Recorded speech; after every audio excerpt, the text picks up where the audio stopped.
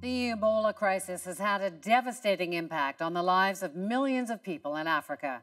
As Adrian Arsenault reported earlier from Liberia, the disease is rampaging through the country, raising fears of what's ahead. The Ebola threat has also raised the specter of economic collapse in several African nations.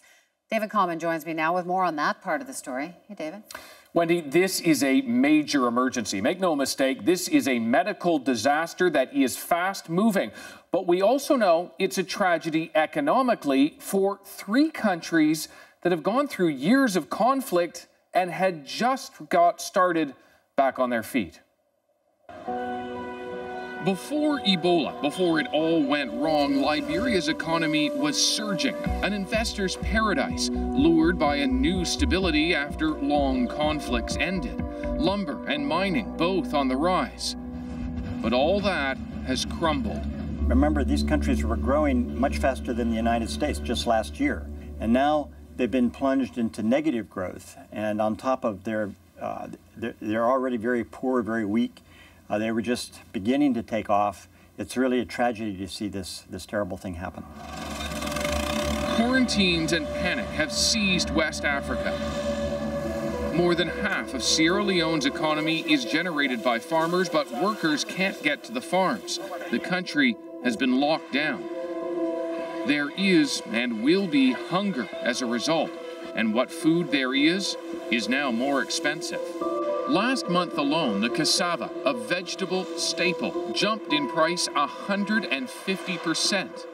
A recent report warned a population that is quarantined cannot participate in buying and selling.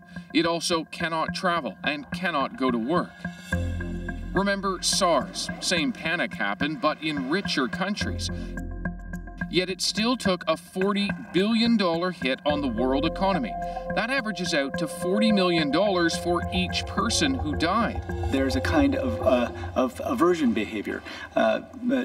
People who don't go to work, flights that don't go, harbors that are closed.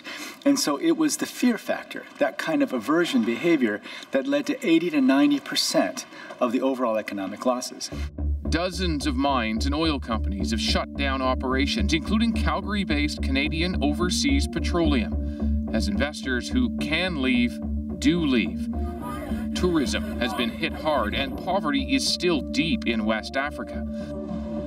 Governments have limited powers and limited reach, so the people have come to rely on neighbors. Now that lifeline is cut off. The community breakdown. Because unlike Canada or US, where there is very good social or government support for social services, that does not exist in most African countries. Communities support each other, brothers support each other.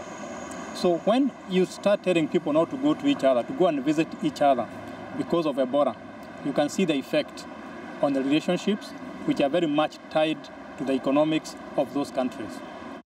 The key is to eliminate Ebola, but that will take time and money. International health officials say quarantines are not needed, so long as those who are sick don't delay seeking out treatment. Meadover also wants to see investors return, and he has an idea on how to make that happen. Providing that logistical support so the doctors at the front lines have everything they need, and so that we can begin to isolate and quarantine patients and have good treatment for them. And as soon as that happens, immediately economic activity on the ground will return to normal. And as that begins to happen, slowly the investors will come back. But I do think the international community has things it can do to speed the return of the investors. We are beginning to see humanitarian corridors being set up, but these countries are effectively cut off. That's terrible economically, and of course, it makes it much more difficult to mount a medical response to what is a very fast-moving epidemic. And the outlook isn't great. No, absolutely not. The U.S. Centers for Disease Control came out just in the past week and said, worst-case scenario, there could be 1.4 million infected by January. That's 4 months away. It's nothing, relatively speaking. Terrifying. Thanks so much, David. David Common.